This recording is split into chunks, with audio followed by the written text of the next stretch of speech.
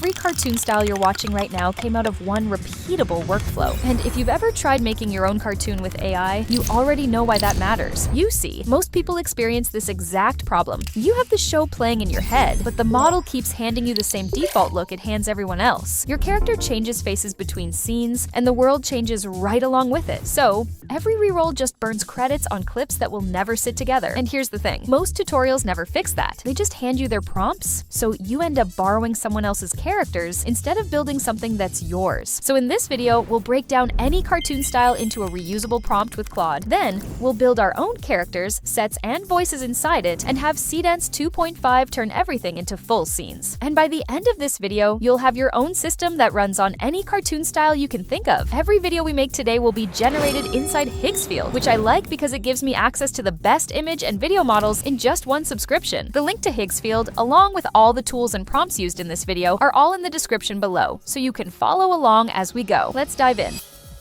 Before we touch a single style, let me introduce the two stars of this whole video. This is Clay. He's an American boy who's completely obsessed with dinosaurs. And this is his best friend Pickles, who looks like your average golden retriever, but is secretly a highly trained agent. Everything we build today, we're building for these two. Now, to find a style for your own show, you could scroll through Pinterest or Midjourney and hunt for animation looks that inspire you. We're going with something closer to home though, and recreating the shows we all grew up watching. So earlier, I put together a folder of stills from our childhood favorites.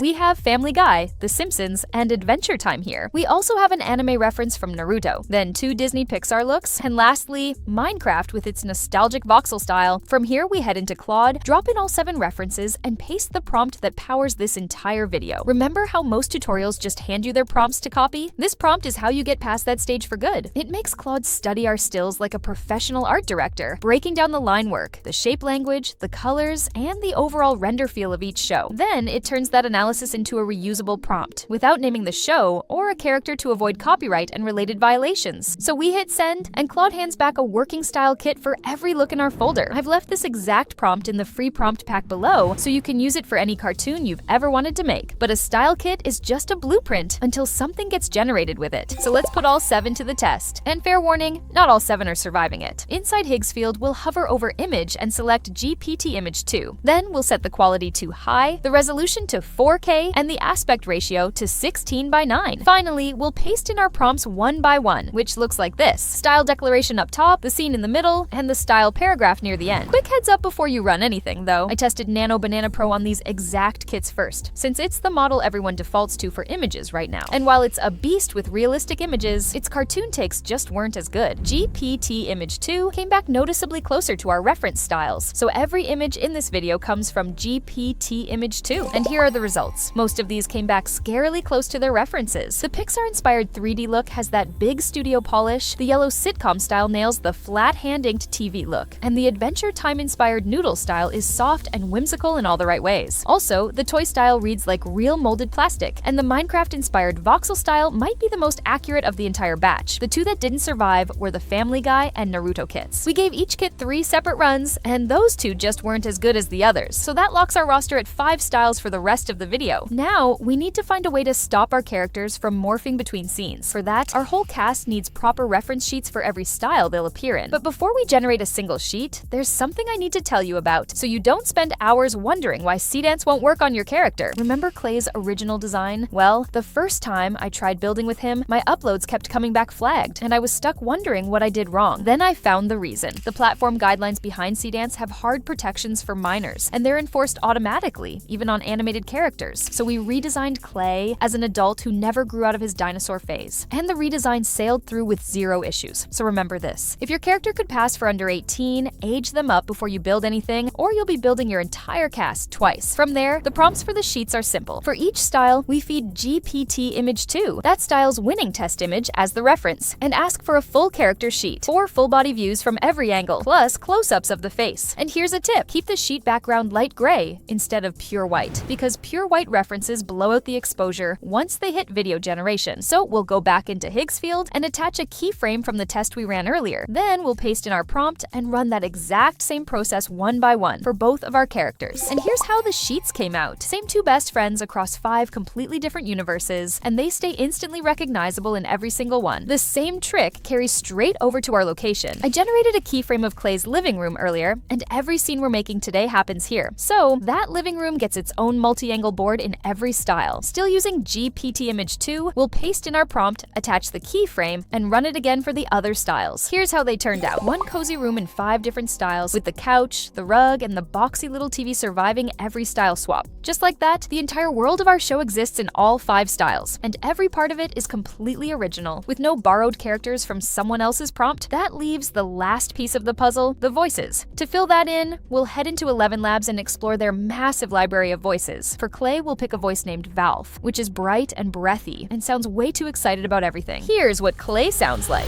Hey, I'm Clay, and I love dinosaurs! For Pickles, we're going with Mr. Gruff. Oddly enough, this voice is literally filed under miserable old neighbor, and somehow that's exactly the voice I imagined for this character. Give him a listen. Hi, I'm Pickles, Clay's best friend.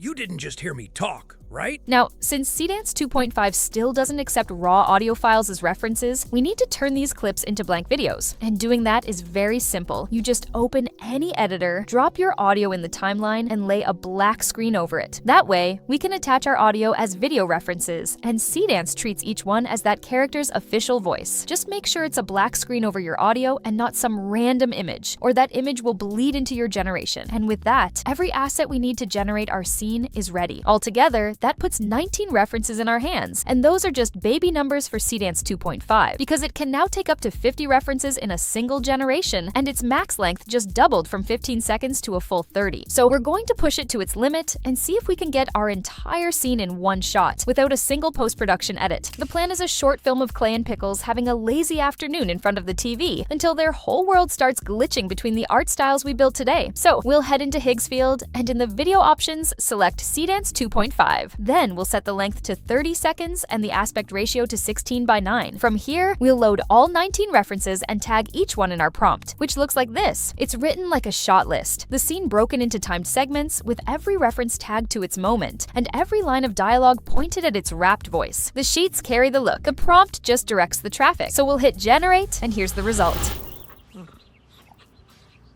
Pickles! Dino Rangers is on! Agent Pickles, report.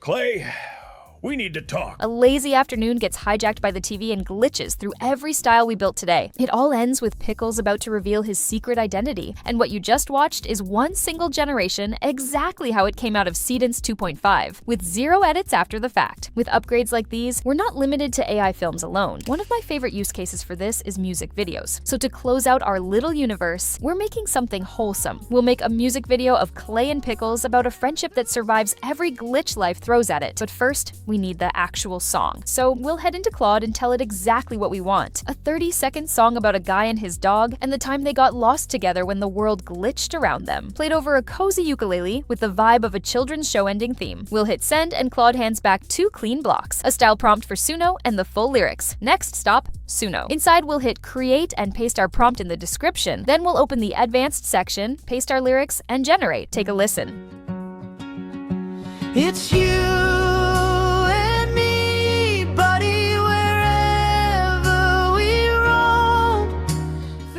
It's this soft little ukulele lullaby, one bright voice that sounds like it's closing out a Saturday morning cartoon, and right there in the chorus sits the line about the whole world glitching, the exact adventure we just put these two through. Now, for the video itself, one heads up, my first instinct was wrapping the entire song as a voice reference, just like with our short film earlier, so Seedance could lip sync all of it. But Seedance kept stopping mid-generation and pointing at our song file, so just know that a full AI-generated track riding along as a reference might get your project refused, and it's better better to plan around it. That leaves you two workarounds. Option 1, head back to 11 Labs and generate a plain spoken reading of your lyrics. Wrap it like we did with the voices, and let Seedance lip sync the entire video to that. Then layer the real song on top in your editor. Or option 2, take one single line from the song, wrap just that moment, and have Seedance lip sync only that part natively, which is what we're going to do for this one. The rest of the video plays as a montage, and the full song gets layered over everything in the edit. Back in Higgsfield, we'll attach our sheets, a keyframe of the scene we want, and our blank video, then tag everything in our prompt. We hit generate, layer our song over it, and here's the finished music video. It's you and me, buddy, wherever we roam. Through storms and through screens, you're my map and my home. When the whole world glitches and won't stay the same, you're the one thing that stays, my best friend, my mate.